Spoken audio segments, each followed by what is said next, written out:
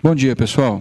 Quem não esteve aqui ontem, levanta a mão. Quem está vindo pela primeira vez nesse seminário? Tá. Então eu vou ser bem rápido aqui para fazer uma rápida revisão de tudo, até as 3 da tarde eu termino, e para vocês saberem do que a gente está falando. Eu queria recomendar muito para vocês que vocês leiam o livro O Resto do Evangelho. O meu eu deixei lá em cima. É um livro escrito por Dan Stone e David Gregory. E esse livro, ele é muito importante porque ele ajuda a gente a entender uma parte do Evangelho que durante séculos tem estado de lado, tem ficado escondido. E essa parte do Evangelho que falta, ela cria muitos problemas para nós. Hoje nós vemos a Igreja de Cristo polarizada entre igrejas legalistas de um lado, igrejas que enfatizam aquilo que você tem que fazer ou deixar de fazer para agradar a Deus.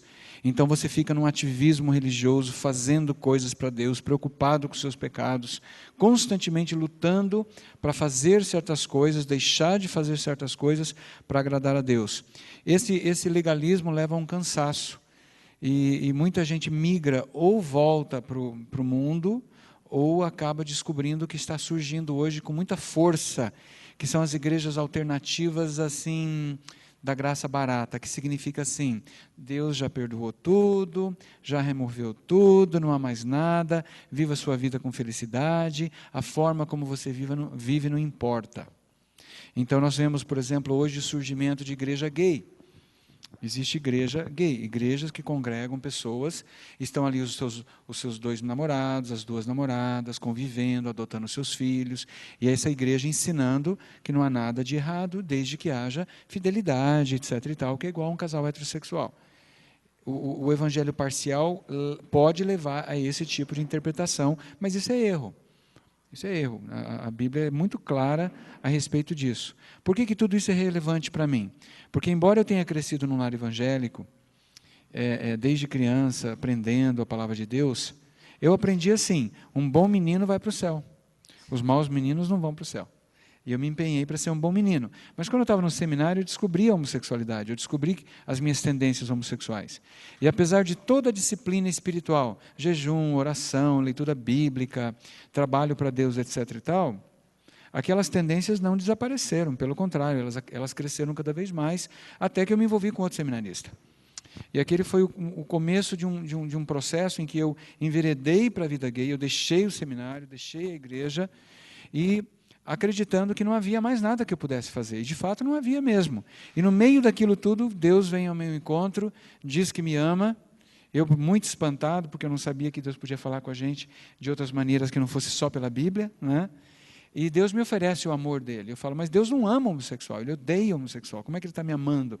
Deus deve estar meio assim, desinformado. Deus, eu sou gay, eu gosto dessas coisas. Ele falou: não, você não está entendendo. Eu estou te oferecendo uma coisa. Você aceita o meu amor. E eu falei: tudo bem, você quer me amar do jeito que eu sou, pode me amar. E foi o começo de uma jornada, de uma descoberta da graça de Deus. Mas, ao mesmo tempo em que eu aprendi sobre a graça, eu percebi que a graça não nos levava para uma vida pacífica com o pecado. Muito pelo contrário, a verdadeira graça produz santidade. E Paulo fala isso na carta a Tito. Você pode ler com calma depois. A graça nos ensina a santidade. A graça nos ensina a andar com Deus. E, na verdade, quando você experimenta a graça de Deus, você passa a ter uma verdadeira repulsa por todo qualquer pecado. O pecado incomoda um novo nascido. Então, um bom sinal de que você nasceu de novo é que quando você peca, você fica incomodado. Você fala: puxa, isso aqui não tem nada a ver comigo. É um ótimo sinal. Não é? E o objetivo também nosso não é pecar mais, não é não pecar mais. O nosso objetivo é crescer, o nosso objetivo é amadurecer. Né? Porque o pecado na vida do cristão é como uma criança que ainda faz xixi na cama, por exemplo.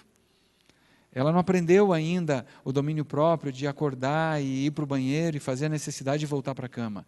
não é? Então imagine, você é uma criança em Cristo, você é um novo nascido, você ainda dá suas pisadas na bola, digamos assim, mas à medida em que você cresce, e você cresce porque você agora é vivo, e só os vivos crescem, você vai deixando esses comportamentos, e aquilo que não deixa, Deus levanta a igreja para confrontar você, para corrigir você.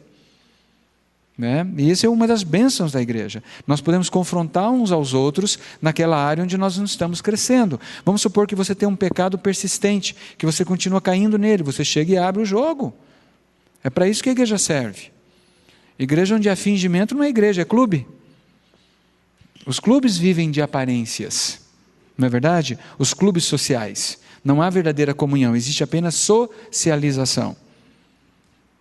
Lamentavelmente, algumas igrejas viraram um clube e nem perceberam. Agora, há igrejas, há grupos onde as pessoas podem ser autênticas, onde elas podem ser transparentes, onde elas podem chegar e tirar as máscaras e ser autênticas. Aí há cura, aí há crescimento, aí existe restauração. Então, por isso que eu gosto desse material. Esse material fala do evangelho completo. Então, nós vamos rever algumas coisas aqui para a gente entender a importância disso, tá? Então, só relembrando a linha, o autor ele trabalha o seguinte: para a gente conseguir entender essa questão de nós sermos uma nova criatura, ele usa o exemplo da linha. Essa linha, na verdade, essa linha é uma abstração. Opa, eu acho que a pilha está acabando. Não, agora apareceu. Aqui, está vendo a linha? Vocês conseguem enxergar, né? Está claro, mas dá para ver, né?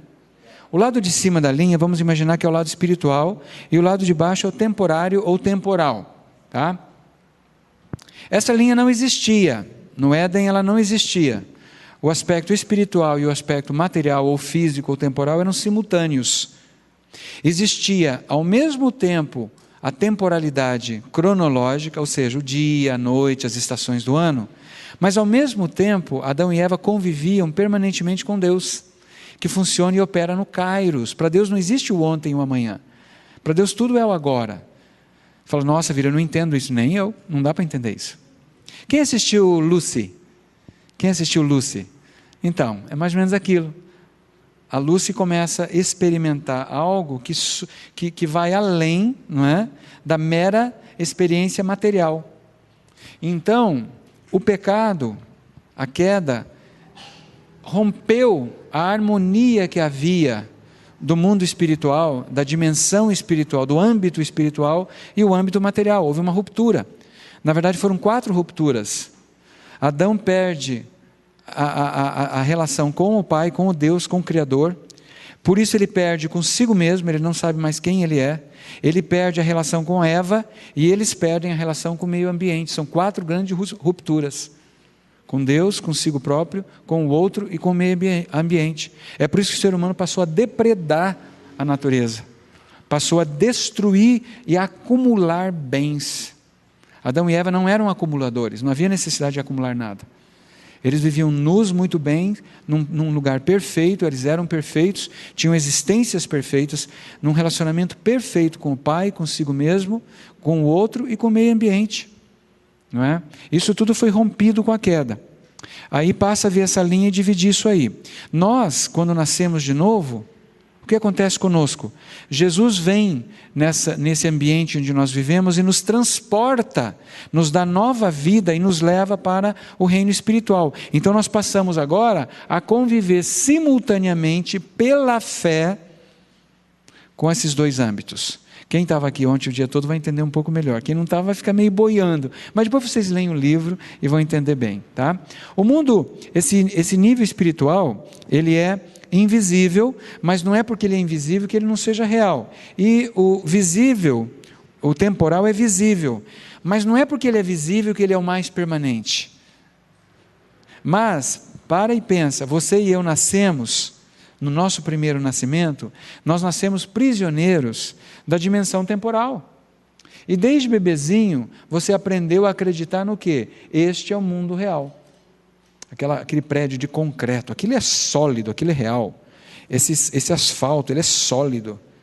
Esse muro, a natureza, essa parede, esse chão, esse é o mundo real. Será que esse é o mundo real? Ou será que o mundo espiritual é o verdadeiro mundo e esse é o temporário?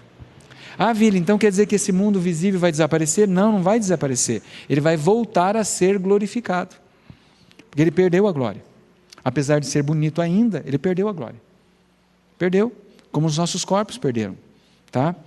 Esse mundo invisível e espiritual é a realidade suprema. É imutável, atemporal.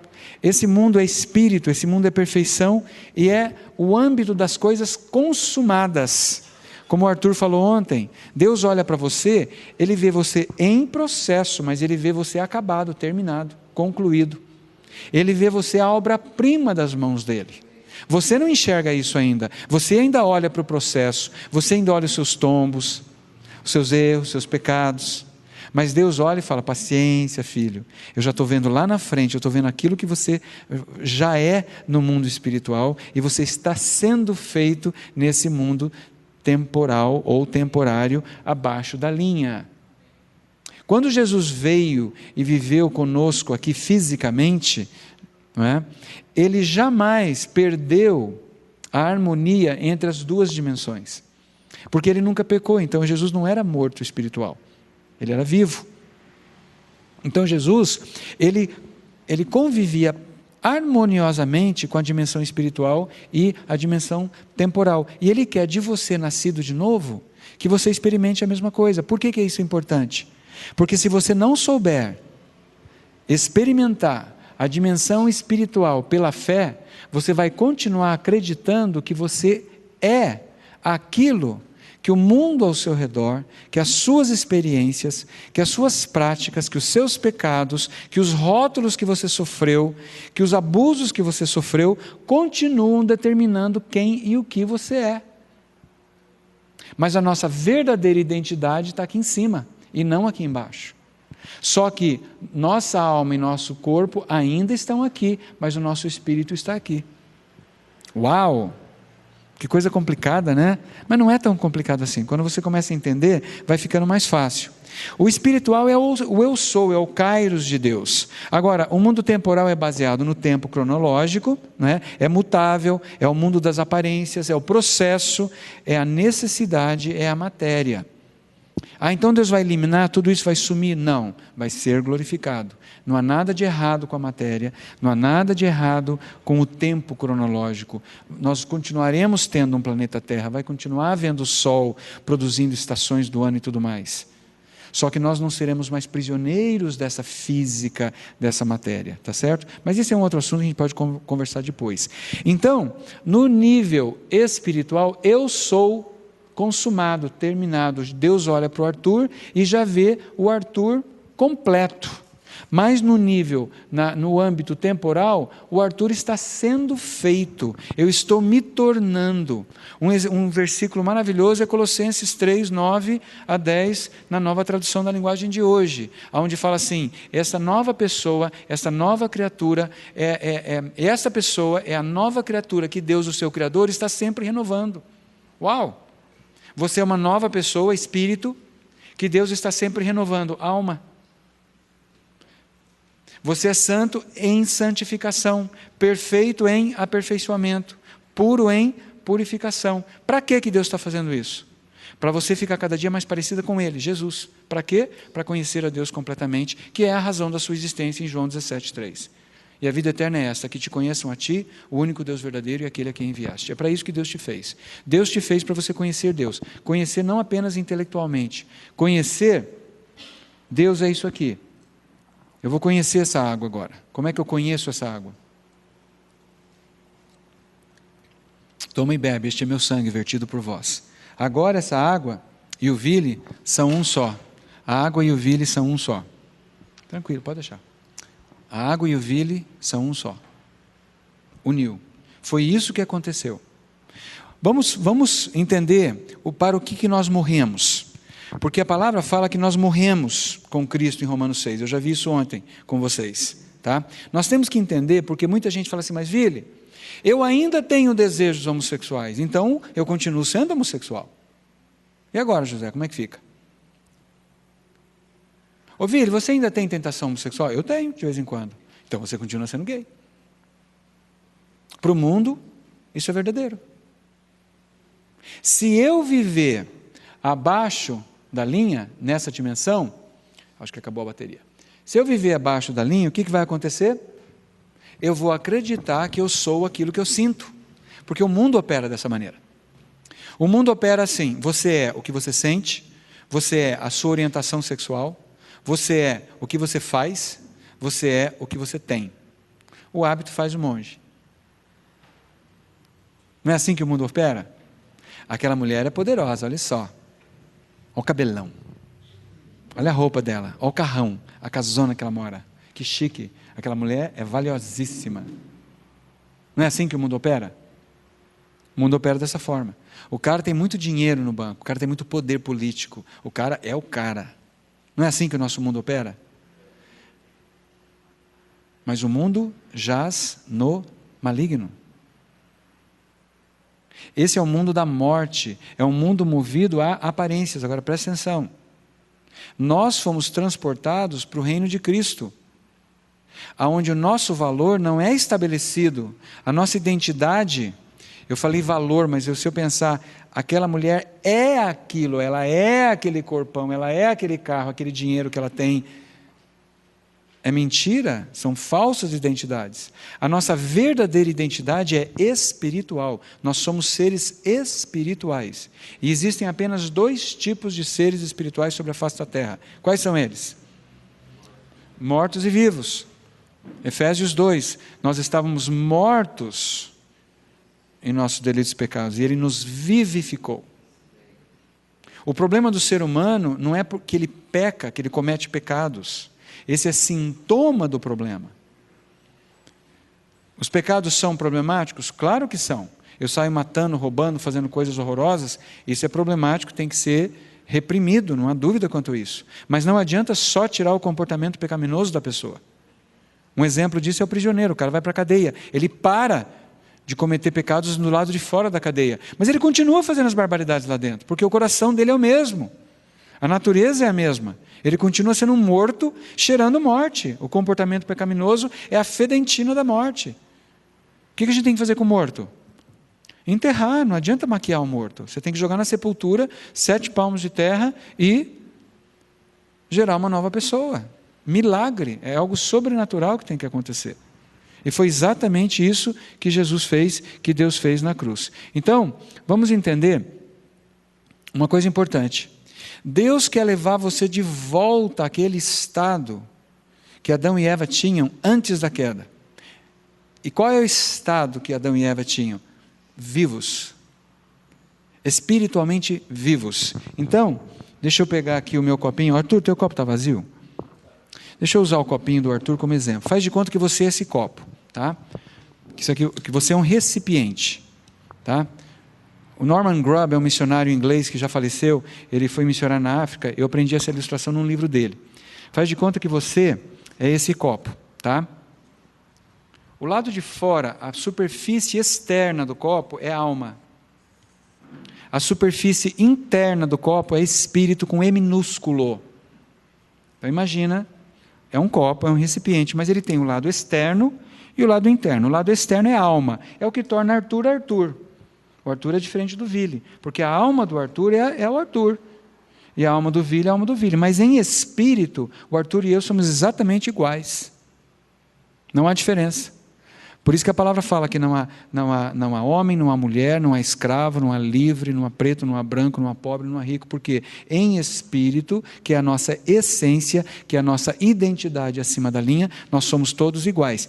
Só que esse ser, Arthur no caso, é um recipiente. E para que serve esse copo? Para que ele foi criado? Para conter alguma coisa. Ele não é feito para ficar vazio. Ele é feito para ser cheio do quê? Espírito. O meu espírito, o interior do copo, é feito para estar cheio de espírito. Cheio e transbordar. Cheio, Espírito Santo dentro do meu espírito, se revelando a mim. Aí eu estou intimamente conhecendo esse espírito. E à medida que eu conheço esse espírito, ele se manifesta através de mim, por meio da minha alma, como se fosse eu. Então é o Espírito se revelando a mim, em mim, como eu. Então, aqui eu estou vendo Jesus como Arthur. Aqui está Jesus como Arthur. Ali está Jesus como Catiúcia. Ali está Jesus como Nicole. Lá está Jesus como Rosália. Não há nada de errado com a sua alma, com o seu temperamento, com as suas características, com o seu tom de voz, com a sua extroversão, com a sua introversão, com o seu jeito de ser. Você é uma expressão única do Deus infinito. Cada ser humano é uma expressão de Deus. Então, o que Deus fazia no Éden? Ele enchia Adão e Eva de si mesmo. E Adão e Eva expressavam Deus no mundo material. O Deus invisível sendo expresso no mundo visível por meio de nós. Para você viajar um pouquinho na maionese, aonde que está esse Deus invisível agora, nesse exato momento? Aonde que ele está? Aqui dentro do templo. O templo de Deus, que sois vós, é santo. Aquele que se une ao Senhor é um espírito com ele. Se você recebeu a Cristo, ele está aqui. Então você já está expressando a vida de Cristo em você, como você. Só que as pessoas, eu olho agora, eu ainda estou vendo só o Arthur. Eu detecto Jesus no Arthur, nas palavras e no comportamento dele. Mas vai chegar um dia em que o Cristo escondidinho lá dentro vai se manifestar fisicamente, visivelmente, e eu vou ver Arthur e Jesus simultaneamente. Eu vou ver o Arthur glorificado. E assim vai ser com todos os que têm a vida de Cristo, simultaneamente em todo o planeta Terra, num piscar de olhos. Então se verá o Filho do Homem se manifestando visivelmente em cada um daqueles que têm a vida de Cristo escondida nele agora. Coisa boa, né? Coisa fantástica. Então veja, Deus quer restaurar isso. Para que Ele pudesse restaurar a humanidade ao seu propósito original, o velho homem precisava morrer. Por quê? O velho homem, o que é o velho homem? O que é o velho homem? Vamos voltar só um pouquinho. O velho homem é o seguinte, eu nasci, vamos voltar ao copinho. Você e eu nascemos como? Vazios. Mas não fica vazio. Porque isso aqui não foi feito para ser vazio. O vazio incomoda. Eu estou me sentindo vazio, eu vou comer chocolate. Eu estou me sentindo vazio, eu vou às compras. Eu estou me sentindo vazio, eu vou atrás de sexo. Eu quero ter uma profissão para ganhar dinheiro e fazer aquela casa maravilhosa. Eu não quero ficar vazio. O ser humano nasceu vazio. O que ele faz? Ele sai catando coisas do lado de fora para tentar encher o quê? O lado de dentro. Só que tem um pequeno problema. Qual é o pequeno problema? Esse lado de dentro só pode ser preenchido pelo quê? Espírito. Pelo próprio Deus. Somente Deus tem a capacidade, a competência para encher você do seu lado interior. Qualquer coisa que você tente colocar de fora para dentro, não importa se ela é boa ou ela é ruim, ela nunca vai te encher, ela vai deixar você faminto. Exemplo, eu vou casar, ter uma família, meus filhos, um cachorrinho, o papagaio, o periquito, a hortinha, ai que cuti-cuti, que coisa linda, eu vou ser plena e cheia. É assim que funciona? Não. Nenhum homem vai encher você. Eu vou ter aquela empresa maravilhosa, vou ganhar muito dinheiro, vou comprar carro e dar tudo de bom para minha família. Muitos homens pensam assim, vai encher você? Não vai encher. Por quê? Porque nada do mundo abaixo da linha, nada do mundo abaixo da linha, mesmo que seja uma coisa boa, nada vai poder preencher o teu coração. Você vai continuar faminto e sedento. Tá certo? Então o que Deus quer fazer? Ele quer trazer você de volta a um lugar aonde você está cheio dele mesmo. Porque essa é a razão da sua existência, é estar cheio de Deus, cheio a ponto de transbordar. Tá bom? Muito bem. Para isso é necessário que o velho homem morra, porque o velho homem nada mais é do que essa atitude, não é? É a atitude de acreditar na mentira de que algo do lado externo possa preencher o lado interior. Isso é velho homem, isso é carne. Isso é carnalidade. E é assim que o mundo opera. Eu quero ser feliz. É como? Uma linda casa, muitas viagens e muita roupa nova no armário. Isso é felicidade para você? Sim. Eu quero ter filho. Tem mulher que se mata, que se fica louca, faz tratamento com isso, com aquilo, porque ela acredita piamente, eu não vou ser completa enquanto eu não tiver um filho. Gente, não tenho nada contra você fazer tratamento para ter filho. Mas não é isso que te preenche. O que te preenche é Cristo. O que te preenche é Jesus, é Deus, é o Espírito Santo, é a Trindade dentro de você. Porque é para isso que você foi feito. Casamento não preenche, carro não preenche, roupa nova, corpão, nada disso. Então, para que Deus pudesse restaurar a humanidade ao seu propósito original, o velho homem precisava morrer. Por sua bondade, Deus consumou isto para nós na cruz de Cristo. Então, vamos ver o que aconteceu na cruz de Cristo, porque é o que eu quero focar e o meu tempo já está acabando. Então, vamos lá. Eu vou pular um pouco, nós não vamos ler isso aqui.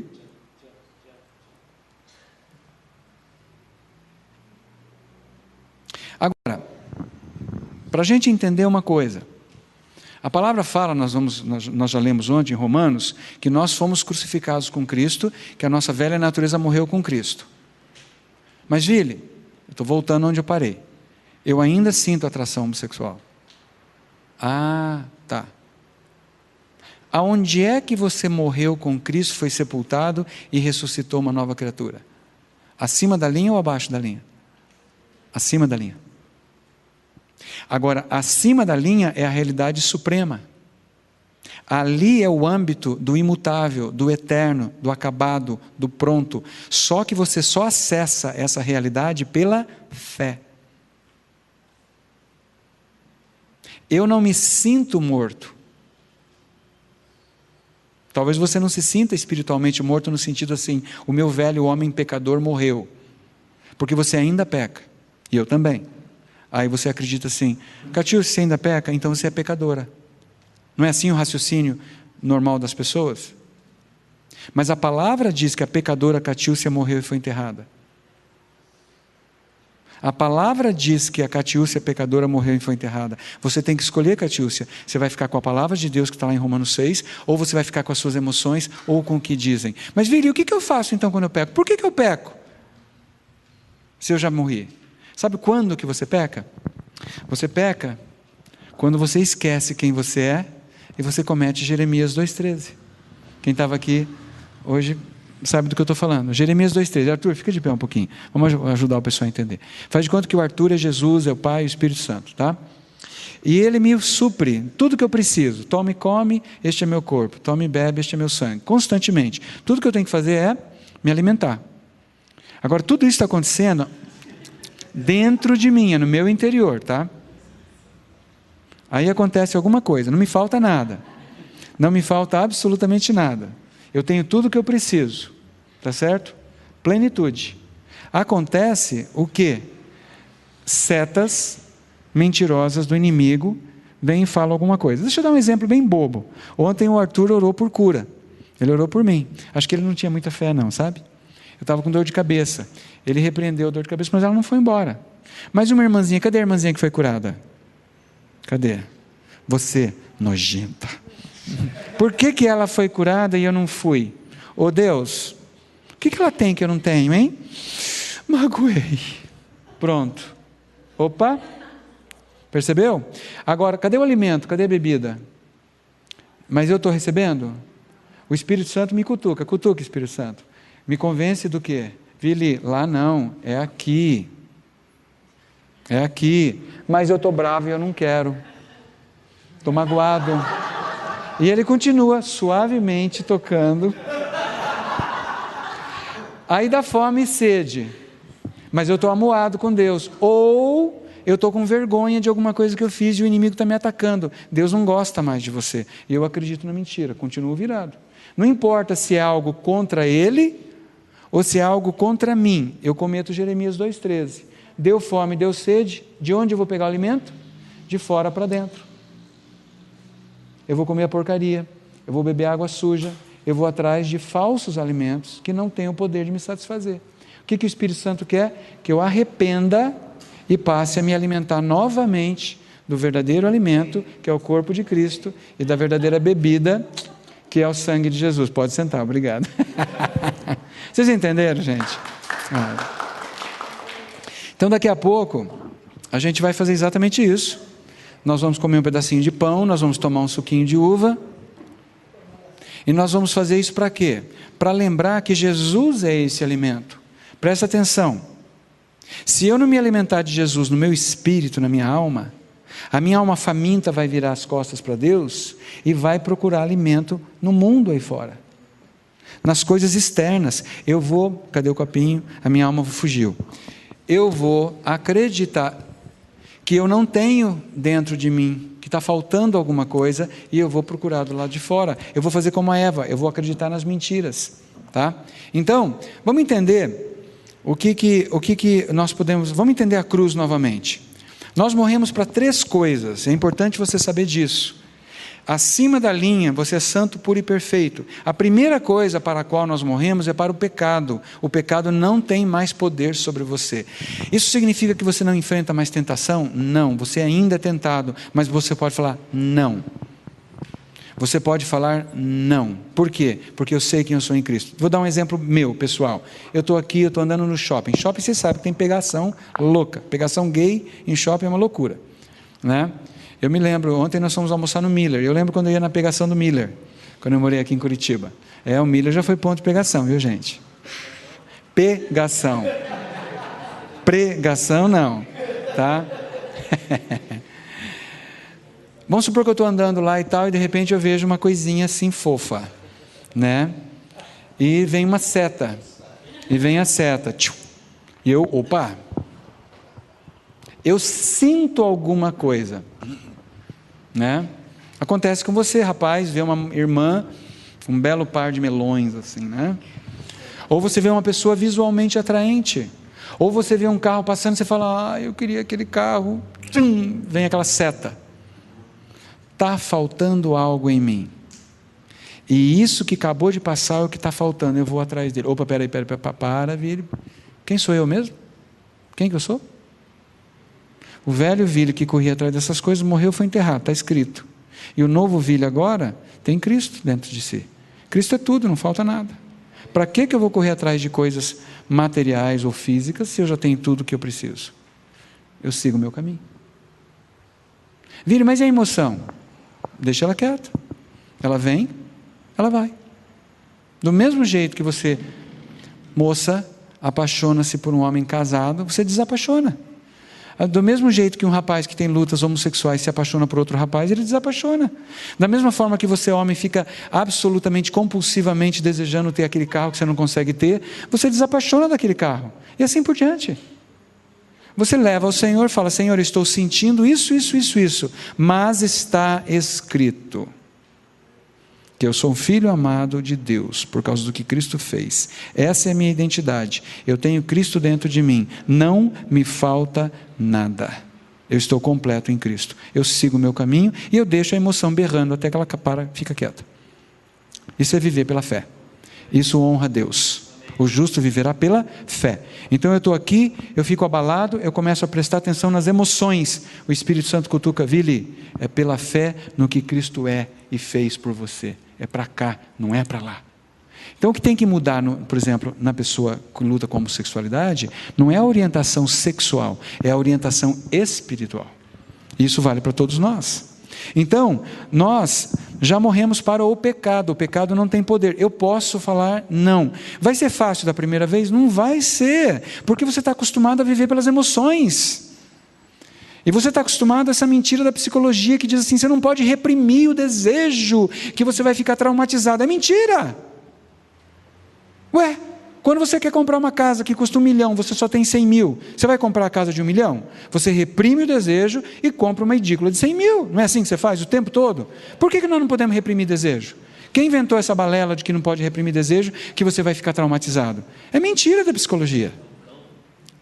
É Satanás que inventou isso. Então, nós morremos para o pecado no singular. O poder do pecado, natureza pecaminosa. Você não tem mais natureza pecaminosa. Você tem tentação para pecar, comportamento pecaminoso. Por quê? Porque o inimigo quer fazer o Arthur pecar, nos mesmos pecados que ele pecava antes de ser cristão, para que o inimigo fale, está vendo? Você não mudou, você é a mesma pessoa que você era antes, porque você faz as mesmas coisas. Olha a mentira embutida, você é o que você faz. Ele fala assim, não, eu posso até ter tido uma queda, eu realmente fui para a carne e pequei, mas isso não invalida o que Cristo fez. Eu continuo sendo filho amado de Deus e eu vou aprender com essa lição para não fazer isso de novo. Você levanta e vai. E o inimigo fica lá, ué, e agora? Como é que eu vou tentar derrubar esse cara? Cuidado para não confundir pecado com pecados. Nós ainda cometemos pecados abaixo da linha. Mas o pecado não tem mais poder sobre você. Não tem mais poder. Você é capaz de falar, não, obrigado, eu não quero. Isso é muito importante. Então nós morremos para o pecado, tá? Por isso que é importante eu saber, se eu morri para o pecado, por que eu ainda sou tentado a pecar? Porque Deus quer que você aprenda a andar pela fé, crendo em quem você é em Cristo. Isso é andar em espírito. Andar em espírito, a inclinação do espírito é vida e paz. A inclinação da carne é morte, é pecado. Quer dizer que eu perco a salvação? Não, mas você começa a operar como se você não fosse salvo.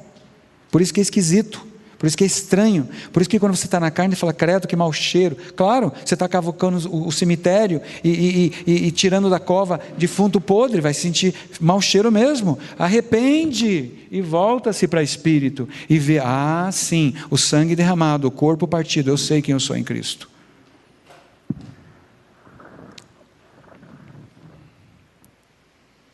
O aspecto sangue é a nossa marca de perdoados, o aspecto corpo é a nossa marca de justiça de Deus. Vamos ver o gráfico da cruz. Estão vendo lá? A cruz tem dois aspectos, o sangue e o corpo. Nós já vimos esse primeiro ontem. No aspecto sangue, Cristo morreu por nós. Então eu posso falar, olha lá Jesus na cruz, Ele morreu por mim, é verdade. Mas não foi só Jesus que estava lá na cruz. Eu morri com Ele, porque quando um pecou, todos pecaram. Um morreu, todos morreram. Se eu fui incluído no primeiro Adão quando ele peca, obviamente eu fui incluído no último Adão quando ele morre. Mas tem um outro aspecto da cruz. Esse é um aspecto.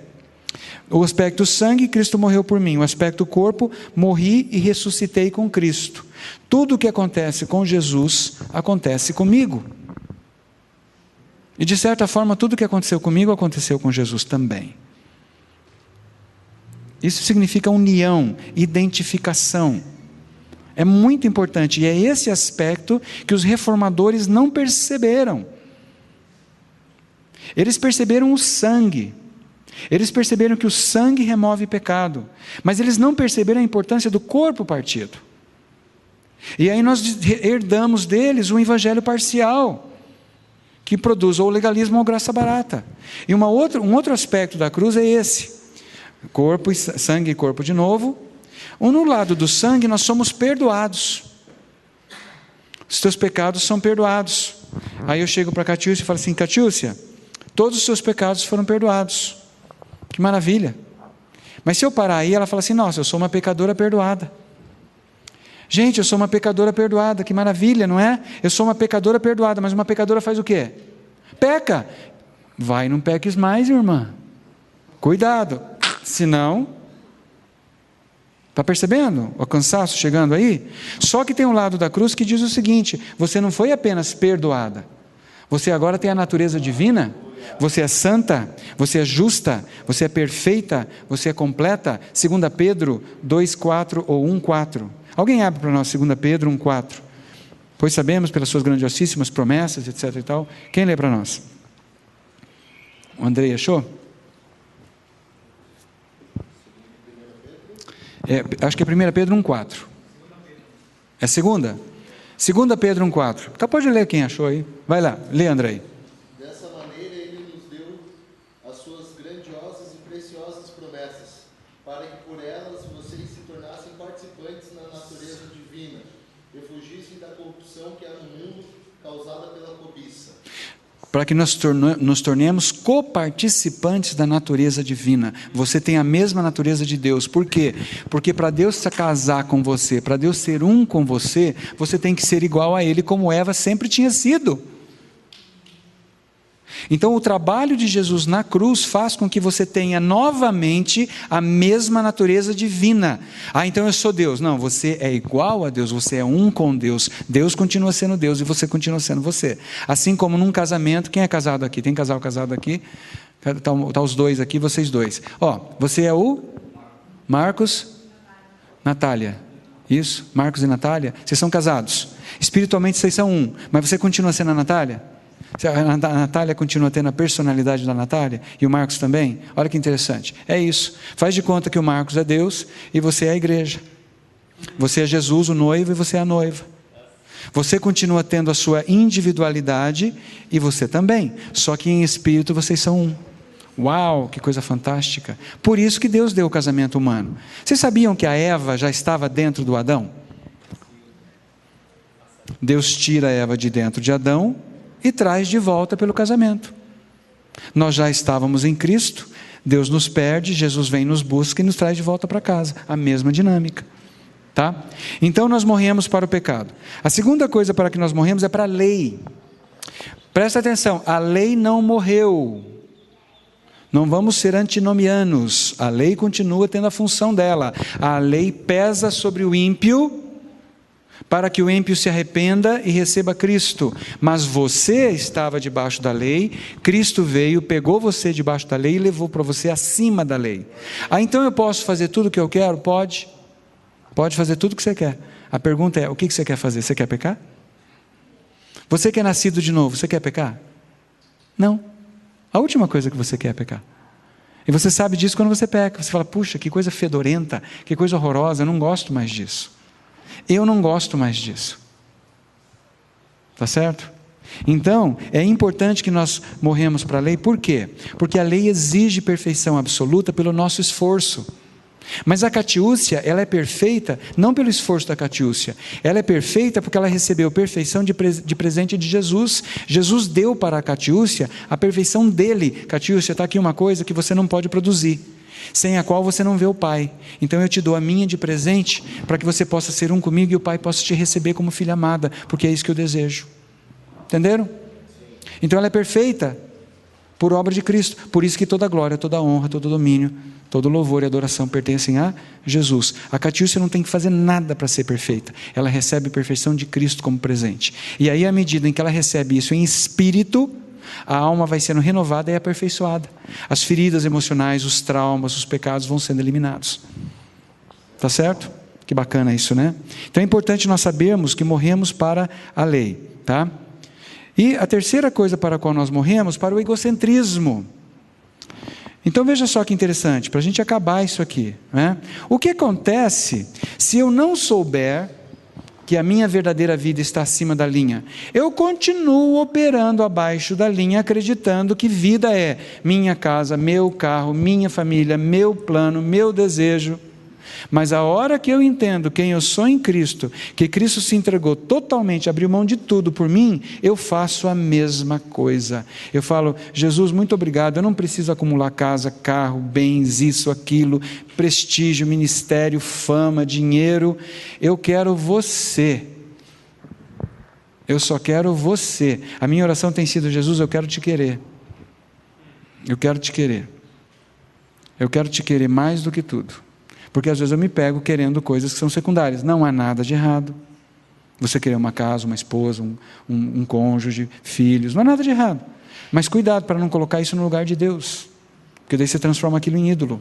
Algo que é para ser bênção acaba sendo maldição. Tá bom? Então, é muito importante eu saber que eu morri para essas três coisas. Porque se eu não souber que eu morri para essas três coisas, o que acontece? Eu continuo preso a mim mesmo e eu nunca vou poder usufruir da união que eu tenho com Cristo. Vila, isso acontece do dia para a noite? Sim e não. Às vezes você tem vislumbres disso. Mas no dia após dia você vai aprendendo a entender quem você é em Cristo. E aí passa a ser uma vida gostosa, é uma vida maravilhosa. Olha essa última citação. É uma grande vitória adentrarmos a realidade de quem somos em Cristo. Temos o privilégio de nos ver pelos olhos de Deus, que é aquilo que o Arthur falou ontem. Nosso ponto de referência agora é Cristo. Se eu olhar para a carne do Vili, eu vou ver tanta pereba, tanta nojeira. Mas se eu começar a olhar para o Cristo que habita em mim, eu vou ver o trabalho dele, o corpo partido, o sangue derramado, e eu vou me alimentar disso, e à medida que eu me alimento disso, as perebas vão sendo tratadas, e eu nem percebo. Algumas são bem perceptíveis, outras não são. Você já se deu conta, às vezes, que você era uma pessoa egoísta, e de repente você se tornou generoso, e você levou um susto? Nossa, eu não sou assim. Já aconteceu isso com alguém? De você de repente começar a se despojar de coisas que eram valiosas para você e que agora elas não têm mais nenhuma importância? Você já notou isso? Aquilo que era super importante para você de repente não tem mais valor? É a ação do Espírito Santo em você. É a cura de Deus acontecendo sem a gente perceber, não é? Você já se enxerga pelos olhos de Deus? Ou você ainda continua sendo o seu próprio ponto de referência? O inimigo quer manter você prisioneiro dessa dimensão abaixo da linha, mas o Espírito quer levar você a, pela fé, ver quem Cristo é, o que Ele fez para que você seja quem você é em Cristo. Uma nova criatura, santo, puro e perfeito, mesmo que você ainda esteja em processo de santificação. Amém, gente? Que bom isso tudo, né? Que Deus nos capacite a enxergar isso, que Deus nos capacite a experimentar isso. Deus abençoe, e agora o Arthur vai continuar.